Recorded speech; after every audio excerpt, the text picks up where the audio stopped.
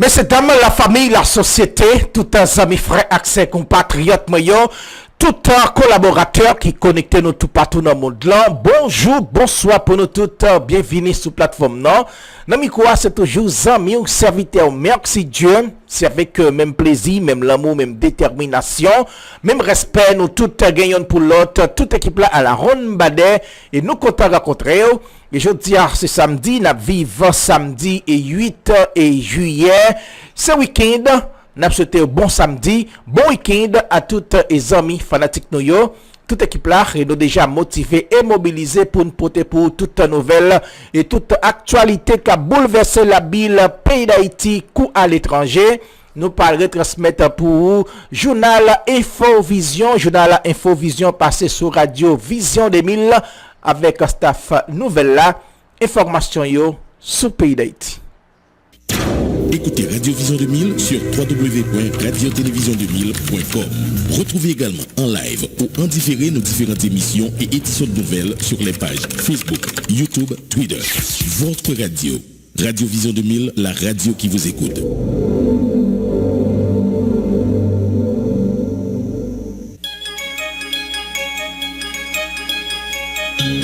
Infovision, le journal du matin de Radio Vision 2000. Toute l'actualité nationale et internationale sur Radio Vision 2000.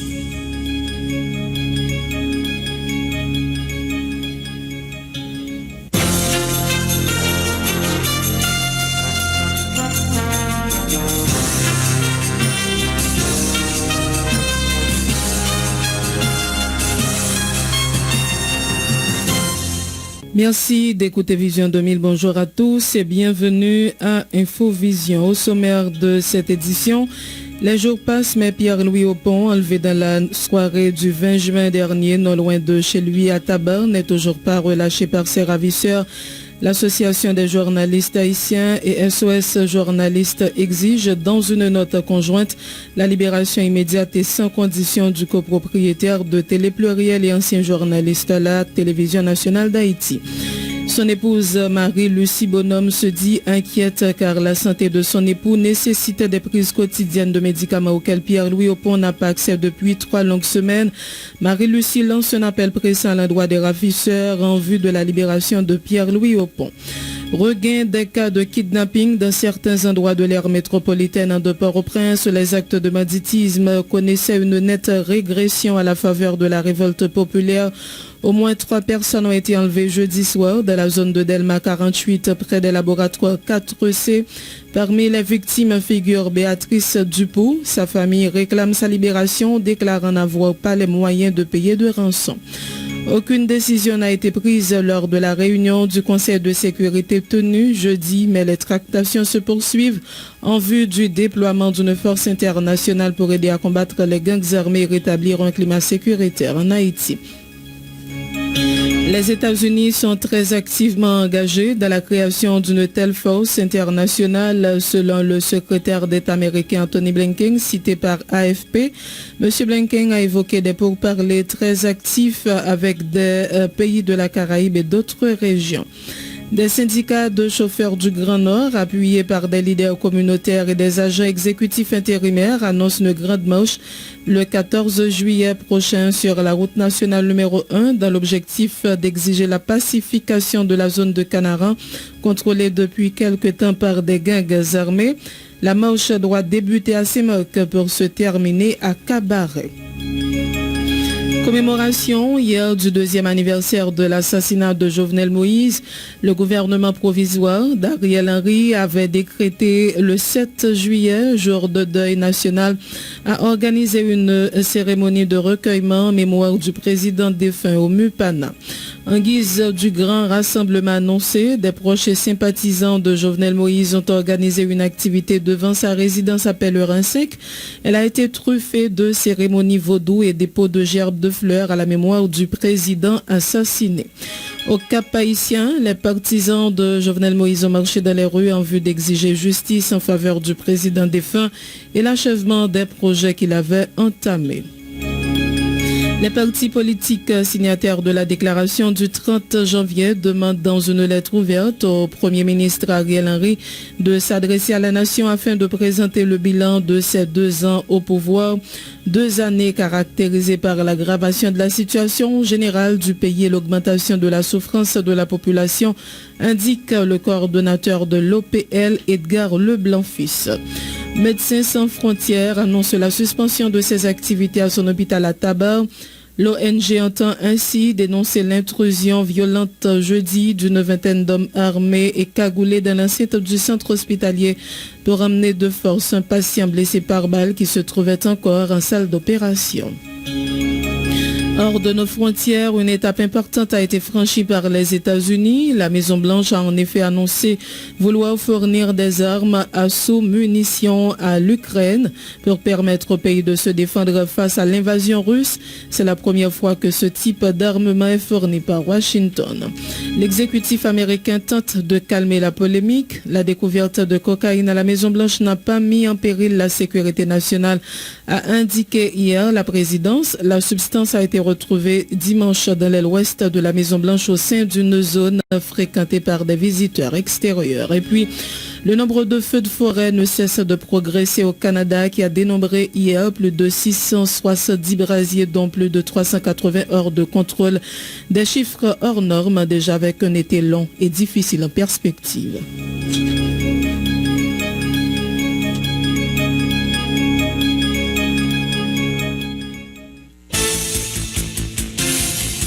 Être informé, c'est bien, mais être bien informé, c'est encore mieux. À Radio Vision 2000, l'information, c'est notre métier. L'information, c'est notre passion. Sport, culture, politique, information nationale et internationale, reportages, interviews, commentaires et analyses. Suivez l'info sur Vision 2000.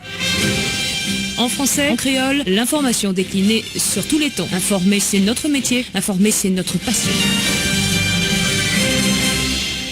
Benjer Pierre assure les manœuvres techniques à l'antenne, Marie-André Bélange. Vous suivez Infovision, le magazine matinal de Vision 2000. Bienvenue dans le développement du journal. Les jours passent, mais Pierre-Louis Aupon, enlevé dans la soirée du 20 juin, et dernier non loin de sa résidence chez lui à Tabar, n'est toujours pas relâché par ses ravisseurs. Son épouse Marie-Lucie Bonhomme se dit inquiet car la santé de son époux nécessite des prises quotidiennes de médicaments auxquels Pierre-Louis Aupon n'a pas accès depuis 3 longues semaines. En ce sens, elle a lancé un appel à l'endroit des ravisseurs. Voyons ce que dit cet appel. 18 jours après l'enlèvement et la séquestration de Pierre-Louis Aupon, plongé dans l'incertitude et l'angoisse, nous, membres de la famille de Pierre-Louis Aupon, lançons un appel pressant pour réclamer sa libération. Homme intègre, un père de famille dévoué et un citoyen exemplaire qui a servi son pays avec honneur et dignité. Le dévouement de M. Aupon au service public de l'État est admirable et louable. Kidnappé à proximité de sa maison à Tabar, de l'après-midi du mardi 20 juin 2023. La situation de Pierre-Louis Aupon est préoccupante parce que sa santé nécessite des prises quotidiennes de médicaments auxquels il n'a pas accès depuis 3 longues semaines. Nous sommes profondément inquiets pour sa santé et sa vie et nous implorons ces kidnappeurs à faire preuve d'humanisme. À travers cet appel, nous espérons toucher les cœurs de ces ravisseurs qui prendront conscience de la douleur qu'il inflige aussi à sa famille et à ses amis désemparés. Nous gardons aussi l'espoir en l'humanité et en la solidarité de notre société et prions pour que la raison et la compassion prévalent et que Pierre-Louis Aupon soit libéré en urgence. Cet appel porte la signature de notre collaboratrice Marie-Lucie Bonhomme, épouse de Pierre-Louis Aupon. L'Association des journalistes haïtiens et SOS journalistes exigent dans une note conjointe la libération immédiate et sans condition du copropriétaire de Télé Pluriel et ancien journaliste à la télévision nationale d'Haïti. Écoutez en ce sens le responsable de SOS journaliste Guilherme Sedelva au micro de Marie-Guylaine Saint-Aimé-Macéus. Sommeil, nous vivons avec un pile angoisse et puis un pile révolte le nous comme si pour pays a tombé dans la situation ça, que mon a kidnappé mon par-ci par-là, et mon semblait pas tellement gain moun au cas adresser tout comme si pour voir secours pays a comme si question autorité dans le pays ça va être difficile. Donc moi je pense que c'est vrai son problème société a pour résoudre dans société a, mais il y a des cas je pense que n'oubliez mobiliser sur parce que contrairement peut-être des gens qui pas vraiment fait relation ça, mais lui au pont c'est un monde dans le secteur média, dans le secteur presse, dans le télé pluriel, c'est pas parce qu'il pas venir une nouvelle qui fait partie de nous. Donc moi demander toute presse et toute société pour faire solidarité ça pour monter et c'est pas pour on n'a fait seulement n'a fait pour un monde qui mérite soutien nous mais il y a des sont pour nous combattre dans toute société donc moi je connais monsieur a fait un bagage comme si c'est pas un bagage ou dire qu'on y a là qui va changer ça c'est pas juste une parole ou dit même penser que monsieur a pas conscience c'est lui au point sur monde qui gens malade qui pas peut-être bien santé je pense que monsieur a fait ça classique circonstances on a toujours même si situation difficile on connaît que monde a fait ça autour eux même situation pas eux trouver dans une situation qui pas justifiée ça faire mais quand même vous comprenez que pays a son pays difficile mais moi dès que même en étant dans situation ça yo style c'est monde yo style cap réfléchir yo style quelqu'un ou malade qui médicament pour le prendre bon et pas parce que malade seulement mais il y a des considérations spéciales c'est que yo qu'a fait pour une situation ça donc m'espérer on a dit la cache toucher monsieur pour lâcher Pierre au pont le plus rapidement possible chaque minute qui passe c'est son danger qui vient aggraver monsieur vous comprenez ça et moi-même il est des lois journaliste en pays tout mais demandez monsieur ça demandez au faire ça qui support la presse kabay après bay nouvelle la diffuser qui l'autre moyen nous qu'a utiliser au niveau de presse là pour nous capable continuer ma délibération monsieur Opon. C'est que quelque chose ça nous dit c'est dans cette solidarité pour la chaque monde chaque média journaliste et l'autre dans la société qui capable de toucher par situation ça bon solidarité nous qu'a fait nous avons pas tout détail là mais nous avons essayé de faire quelques démarches tout pour nous voir comment nous avons une solidarité agissante qui permet de nous faire différence mais au-delà de ça, nous demandons monsieur ou bien monsieur Damio, pour faire attention avec Pierre au pont, qui sont gens qui malades, je dis là, n'espérez avant de monsieur une libération. Regain des cas de kidnapping dans certains endroits de l'aire métropolitaine de Port-au-Prince, les actes de banditisme connaissaient une régression à la faveur de la révolte populaire. Au moins 3 personnes ont été enlevées jeudi soir de la zone de Delma 48 près des laboratoires 4C. Parmi les victimes figure Béatrice Dupoux, kidnappée en compagnie d'un ami. Sa famille réclame sa libération, déclarant n'avoir pas les moyens de payer de rançon. Des syndicats de chauffeurs du Grand Nord, appuyés par des leaders communautaires et des agents exécutifs intérimaires, annoncent une grande marche le 14 juillet prochain sur la route nationale numéro 1 dans l'objectif d'exiger la pacification de la zone de Canaran, contrôlée depuis quelque temps par des gangs armés. La marche doit débuter à Saint-Marc pour se terminer à Cabaret, a fait savoir l'agent exécutif intérimaire de cette commune. De la zone des Matheux, Joseph Janson Guillaume, il a été joint au téléphone par Marie-Guylaine Saint-Aimé-Masséus.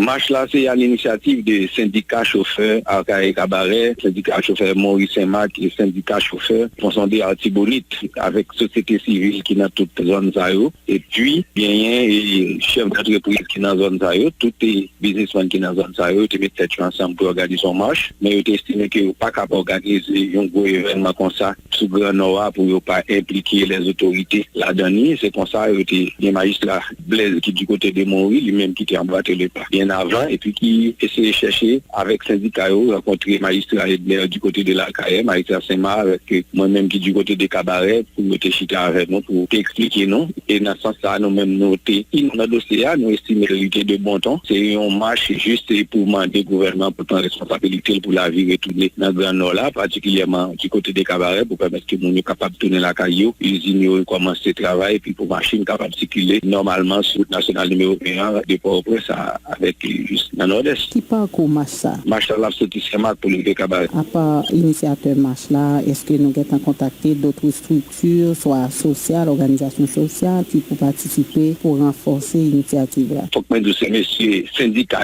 c'est eux-mêmes qui t'ont fait approche là à l'autorité. Ils n'ont pas vraiment contacté structure politique, ils ont contacté autorité. Ça veut dire que son marche qu'il a fait, c'est pour demander au gouvernement pour une responsabilité face à problème qui vient. Nous connaissons Grand Nord là lui-même, il était fermé, il était enclavé par rapport à la situation et route nationale numéro 1. Et nous-mêmes, cabaret, nous sommes les premières victimes, nous sommes capables de dire. Et pour ça, ils ont été joints avec nous. Et puis nous-mêmes, nous avons support nous. Dans ce sens, ils ont dit qu'ils n'ont pas fait contact avec les autorités politiques, seulement la société civile. Et ceci, ils ont dit tout le monde doit impliquer. Ils ont le monde déjà embarqué dans la question pour voir comment ils sont capables de faire bruit en façon pour l'État central de prendre des dispositions à travers les structures organisées au Lyon pour ça qui c'est la police avec l'armée en façon pour permettre que la vie reprenne un grand voilà.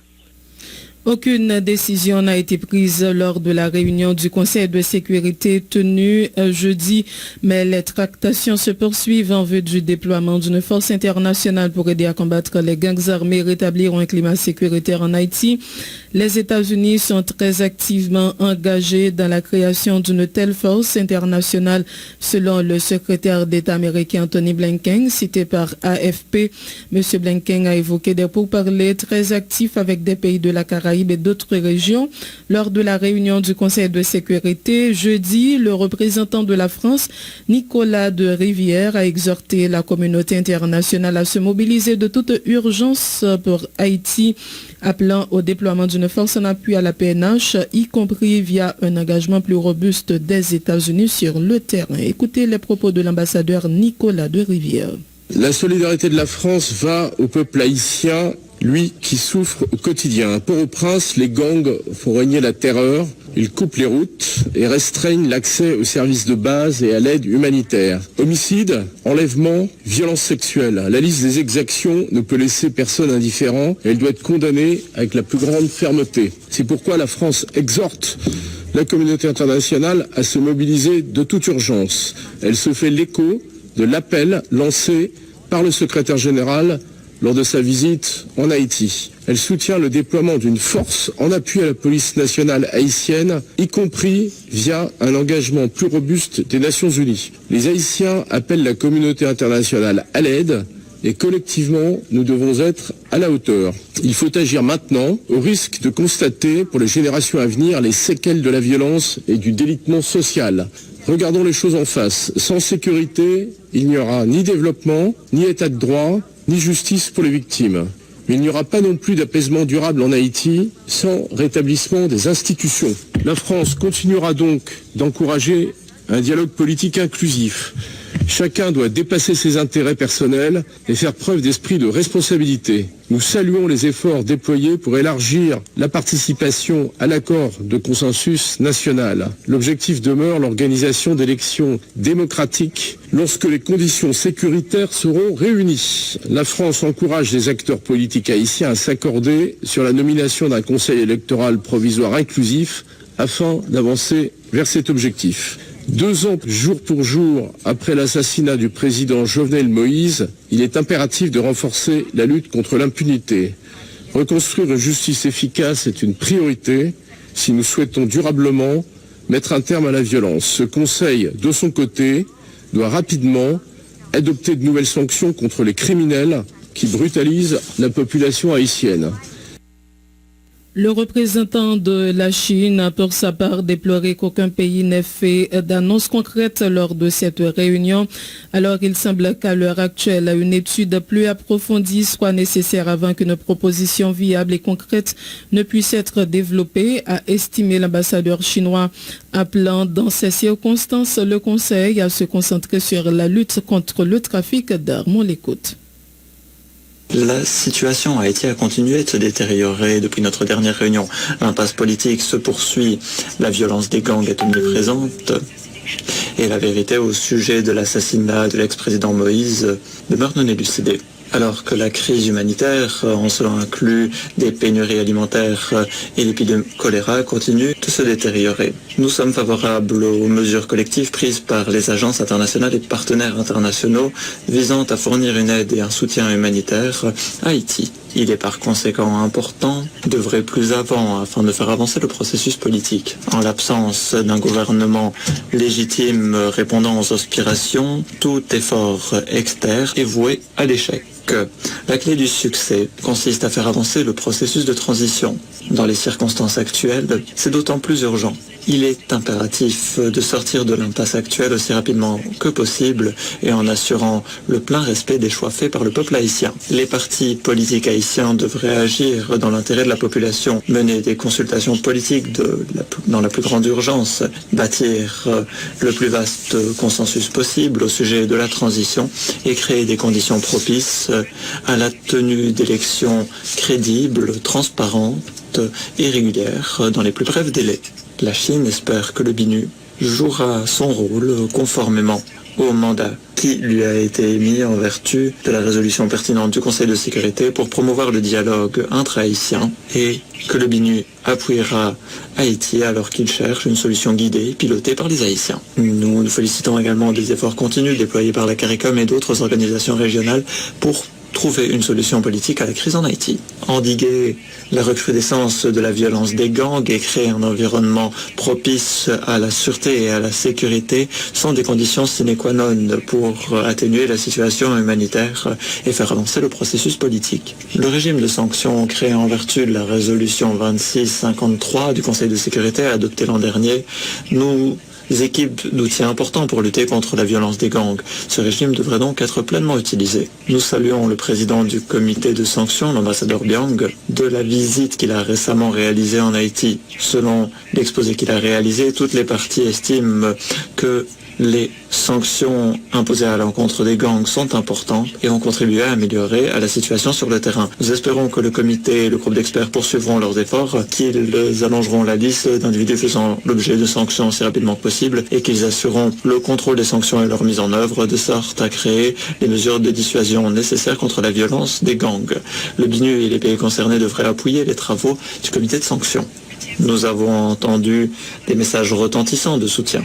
Malheureusement, nous n'avons pas entendu le moindre pays annoncer le moindre acte concret.